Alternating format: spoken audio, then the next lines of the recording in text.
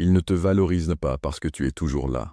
Chaque message reçoit une réponse, chaque appel est décroché, chaque invitation acceptée, chaque crise consolée. Tu leur as donné l'accès, tu leur as donné du temps, tu leur as offert ta présence. Et qu'est-ce qu'ils t'ont rendu? Du silence, de l'indifférence, du manque de respect, la disparition. Tu pensais que ta disponibilité te rendait aimable. Non, elle t'a rendu oubliable. Parce que dans ce monde, ce qui est abondant est ignoré, et ce qui est rare est vénéré. Niccolò Machiavel a dit un jour, les hommes en général jugent plus par les yeux que par l'intelligence. Tous ont des yeux, mais peu possèdent le don de pénétration. Quand tu es toujours disponible, émotionnellement, physiquement, énergétiquement, tu parais facile, prévisible, ordinaire. Et l'ordinaire ne crée pas l'obsession. On t'a appris, par les films, les parents, les âmes blessées, que la loyauté signifiait la proximité. Mais la vérité, c'est qu'ils ne poursuivent pas ce qu'ils possèdent. Ils poursuivent ce qu'ils craignent de perdre. Et en ce moment, ils n'ont aucune crainte, car ils savent que tu répondras, que tu viendras, que tu pardonneras. Tu es devenu prévisible. Et la prévisibilité tue le désir. Soyons clairs. Ils ne s'éloignent pas parce qu'ils ont trouvé mieux, mais parce que tu as cessé d'être rare. Personne ne s'obsède pour ce qui semble bon marché. Non pas parce que cela n'a pas de valeur, mais parce que sa valeur est trop facile d'accès. La rareté n'est pas un jeu, c'est reprendre sa gravité. Comme l'écrivait Machiavel, l'homme sage fait aussitôt ce que le fou fait finalement. Arrête de retarder ta disparition, commence à rendre ta présence coûteuse.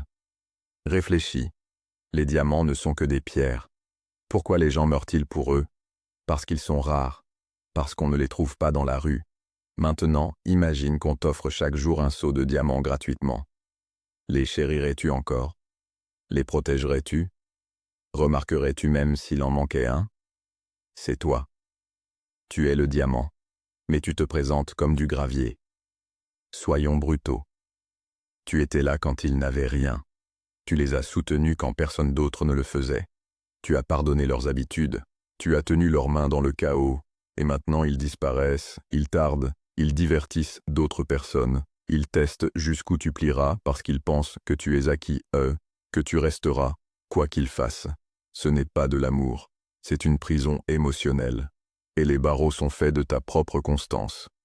Voici ce qui arrive quand tu disparais. Au début, ils ressentent du soulagement. Ils pensent que tu bouderas puis reviendras. Ils envoient un message miette, une story, tu me manques, un like sur ton post. Ils attendent une réaction. Mais tu ne mords pas, tu ne réponds pas, tu ne tournes plus autour d'eux. C'est là que ça les frappe. Ils ont perdu le contrôle. Pour la première fois, tu introduis l'incertitude. Et l'incertitude crée l'obsession. Ils commencent à se demander, où es-tu? À qui parles-tu? As-tu fini avec eux? As-tu trouvé quelqu'un d'autre? Ils repassent chaque conversation, décryptent chaque silence, espionnent, s'affolent. Parce que les humains ne poursuivent pas ce qu'ils comprennent. Ils poursuivent ce qui les déroute. Ils ne s'obsèdent pas pour ce qui est certain. Ils s'obsèdent pour ce qui semble leur échapper. C'est là que la plupart échouent. Ils se retirent, mais laissent fuir de l'énergie. Ils n'écrivent plus, mais regardent les stories. Ils n'appellent plus, mais aiment, par erreur, un post. Ils se taisent, mais restent bruyants en ligne. Ce n'est pas de la rareté, c'est du théâtre. La vraie rareté, ce n'est pas faire semblant d'être indisponible. C'est l'être réellement, émotionnellement, mentalement, énergétiquement. Pas pour les punir, mais pour rétablir l'équilibre. La formule de l'obsession, ce n'est ni le charme, ni le physique, ni l'intelligence. C'est haute valeur, plus accès limité, obsession. Si tu écris toujours le premier, expliques toujours, vérifies toujours, tu t'es rendu émotionnellement infini. Et tout ce qui est infini perd son mystère. Il y avait un homme, appelons-le Léo. Tout le monde le disait loyal, gentil, fiable. Il n'oubliait jamais un anniversaire, répondait toujours, restait même après le manque de respect. Mais aucun de ceux à qui il donnait tout n'est resté. Parce que Léo n'a jamais créé de rareté. Il ne s'est jamais retiré, n'a jamais créé de tension. Il était toujours là. Alors on l'a traité comme un meuble, utile, familier, invisible. Puis Léo a changé. sans rage, sans vengeance. Par l'absence. Il n'a pas disparu brusquement. Il n'a rien annoncé. Il a simplement cessé de se montrer. Et c'est là qu'ils sont tous revenus. Non pas parce qu'ils le manquaient en tant que personne, mais parce qu'ils regrettaient la version d'eux-mêmes qu'ils contrôlaient quand il était disponible. Machiavel a dit, les hommes sont mus par deux impulsions principales, l'amour ou la crainte. On l'avait aimé faiblement, paresseusement. Mais maintenant, ils craignaient de perdre ce qu'ils avaient tenu pour acquis. C'est là que l'obsession commence. Les gens ne valorisent pas ce qui est simplement bon, ils valorisent ce qui est difficile à obtenir. Tu peux être la personne la plus intelligente, généreuse, sensible du monde. Si tu es trop facile d'accès, on te dévalorisera comme un produit banal sur une étagère surchargée. Pourquoi? Parce que la disponibilité détruit l'attention, et le cerveau s'accroche à l'attention. Souviens-toi de la dernière fois où tu n'as pas pu joindre quelqu'un que tu désirais. Cet écart t'a fait penser à lui davantage, pas moins. À l'inverse, toi, tu as été trop joignable, trop prête, trop... Et qu'est-ce que cela t'a apporté? L'épuisement, le manque de respect, l'inflation émotionnelle, car ton temps est devenu une monnaie bon marché. Voici ce que Machiavel t'aurait dit. Apparais rarement, et l'on te désirera intensément. Apparais constamment, et l'on t'ignorera sans effort. La plupart confondent rareté et drame, mais la véritable rareté n'est pas bruyante.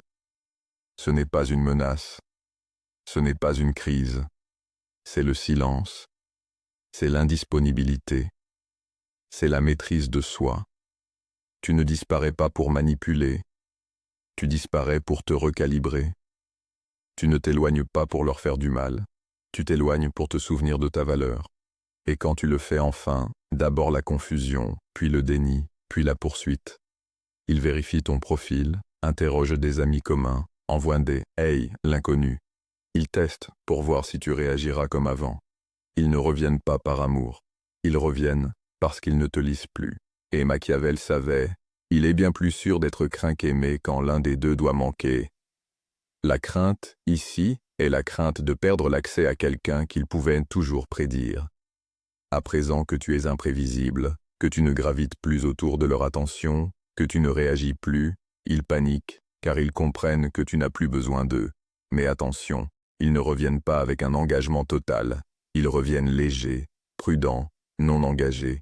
Ils cherchent une faille, un seul signe d'émotion de ta part, un like, une réponse rapide, un post qui crie « Je pense encore à toi », et l'illusion se brise.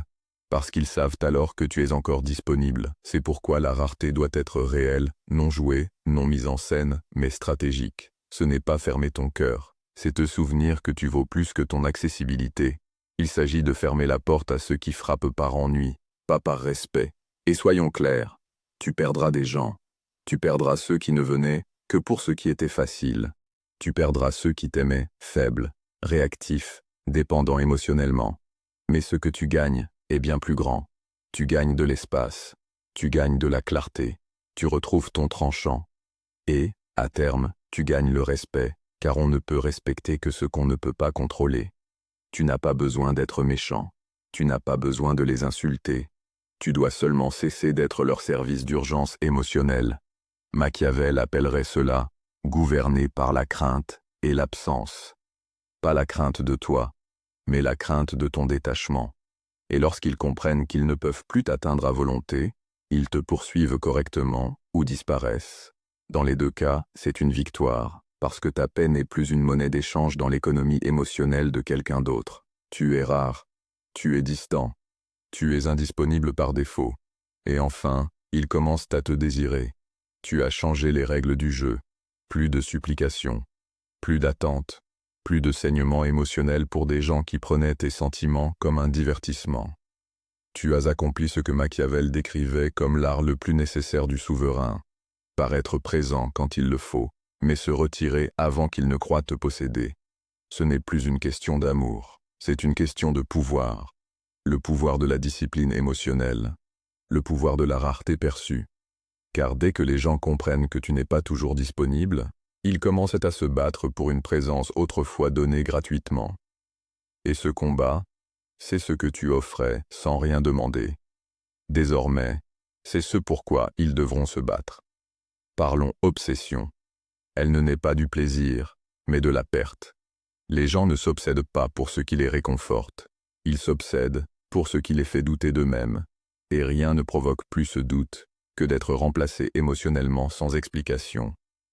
C'est pour cela que le détachement fonctionne, parce qu'il ne s'agit pas de les ignorer, mais de leur montrer que même s'ils crient, même s'ils pleurent, même s'ils supplient, tu ne reviendras pas vers ce qui a détruit ta valeur. C'est la partie qui les blesse vraiment. Tu ne pars pas dans le vacarme. Tu pars avec grâce, avec indifférence. Tu souris. Tu n'expliques rien. Tu ne ripostes pas. Tu cesses simplement de répondre. Et soudain, ils deviennent obsédés, parce qu'ils comptaient sur le drame. Ils voulaient une dispute, pas le silence. Ils voulaient le chaos, pas le vide. Mais comme tu pars avec la paix plutôt qu'avec la colère, ils ne savent plus où ils en sont. Ils ne savent plus qui ils sont sans ta réaction.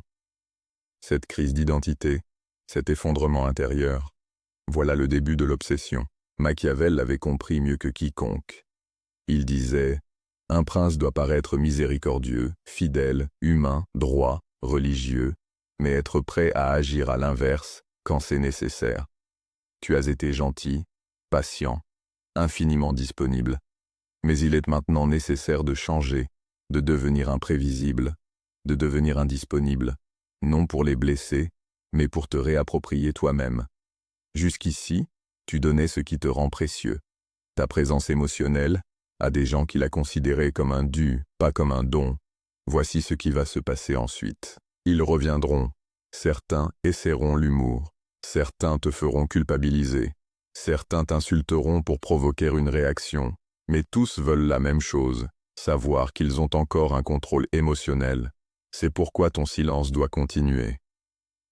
Parce que chaque réaction est une rechute. Et chaque rechute envoie le message. Tu as encore accès à mes émotions. Tu n'es pas là pour prouver quoi que ce soit. Tu n'es pas là pour gagner. Tu n'es même pas là pour leur manquer. Tu es là pour réinitialiser ton pouvoir. Laisse-les s'obséder. Laisse-les se perdre. Laisse-les envoyer des messages dans le vide. Parce que maintenant, tu es rare. Et la rareté crée le mythe. Tu n'es plus cette personne qui répond en quelques secondes. Tu n'es plus cette présence sur laquelle ils pouvaient toujours compter pour flatter leur ego. Tu es désormais une silhouette dans le brouillard, mystérieuse, inaccessible, choisie.